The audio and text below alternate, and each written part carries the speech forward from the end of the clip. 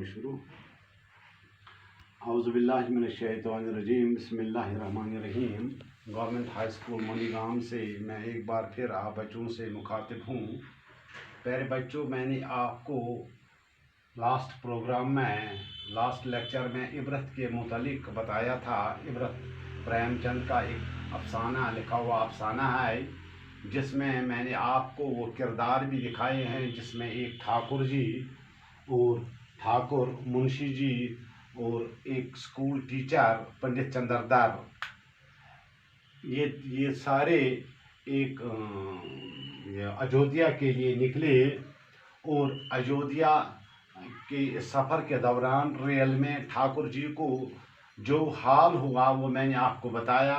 आज मैं आपको मुंशी जी का हाल बताऊंगा। मुंशी जी भी एक डब्बे में सवार हो गए। तो मुंशी जी ने रेल में, क्योंकि वहाँ बैठने की जगह नहीं है, इसलिए वो खड़े खड़े रहे और खड़े खड़े होकर उसने बार बार जेब से बोतल निकाल कर वो पीते रहे। ये उनकी हालत ये हो गई, उनकी हालत इतनी बिगड़ गई कि वो बाद में ये बर्दाश्त नहीं कर सका। यानी इतनी उसने पी, और इतनी पीकर वो किसी स्टेशन पर वो उतरे, और जो ही कुछ देर के लिए वो स्टेशन पर बैठे, स्टेशन मास्टर ने हैजा का मरीज समझकर हुक्म दिया कि मरीज को बाहर ले जाओ। अब ये दोनों जो ही रेल से उतरे तो उधर ठाकुर जी का हाल भी यही था, वो भी वहाँ से उतरे। तो जब ये दोनों मिले तो इन्होंने एक डॉक्टर की तलाश शुरू की।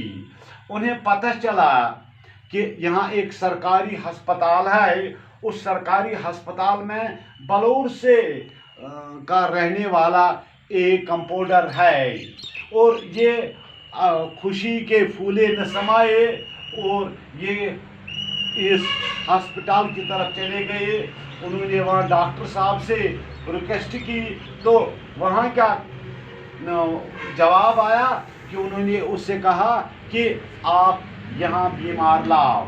जब वो उन्होंने बहुत मेहनत की कि बीमार की हालत ठीक नहीं है, उन्होंने कहा कुछ इंतज़ाम करके उसे यहाँ लाओ। उन्होंने इधर उधर किसी चारपाई का इंतज़ाम करके उन्होंने उसको चारपाई में बिठाकर अस्पताल पहुंचा दिया।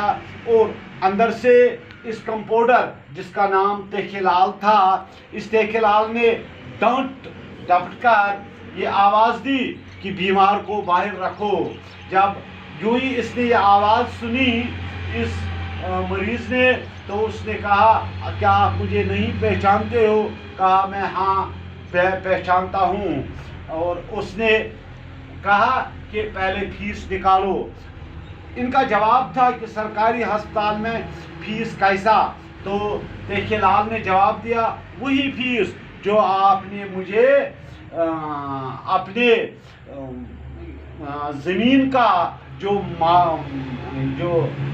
माली हम भरते हैं उसके बदले आपके दफ्तर में आकर आपने मुझसे वसूल किया। इसने साफ तौर पर बिना फीस इलाज करने से इनकार किया।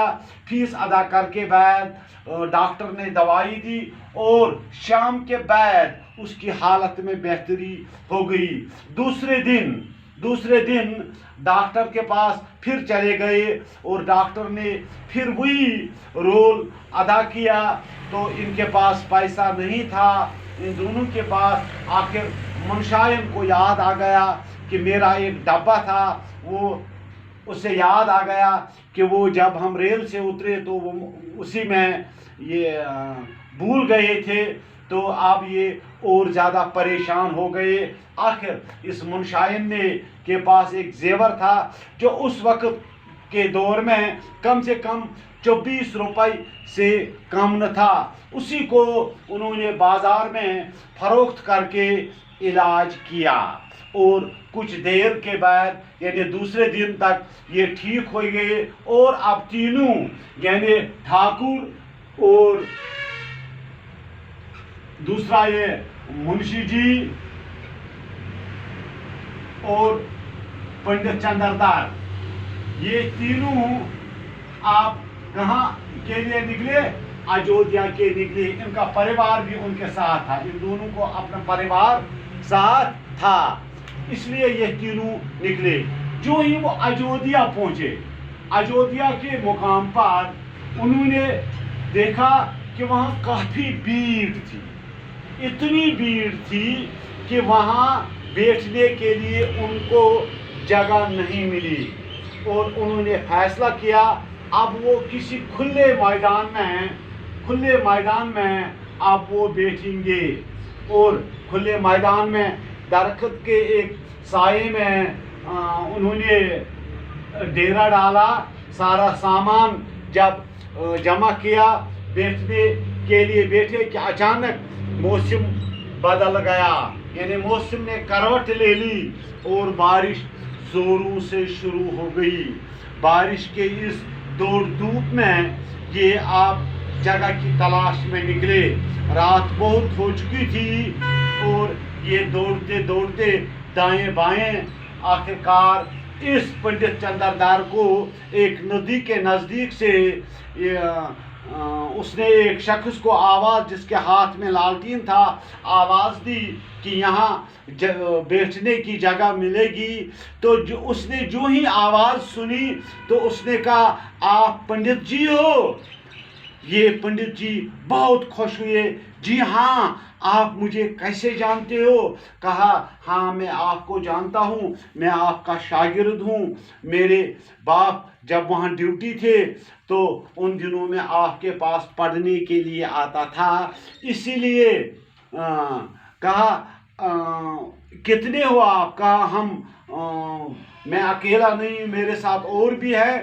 تو ان سبوں کو اس کے شاگرد پنڈت چندردار نے اٹھایا، اپنے گھر لے لیا۔ گھر میں آ کر انہوں نے ان کے لیے پہلے جگہ کا انتظام کیا، وہاں سب بسترا ڈال دیا، پھر کھانے کا انتظام کیا، اور کھانے کے انتظام کے ساتھ ساتھ وہ خود کھڑا رہا ہاتھ باندھ کر اپنے استاد کے حکم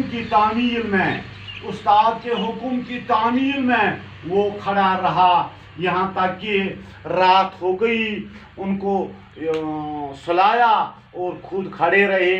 اب کیا ہوا؟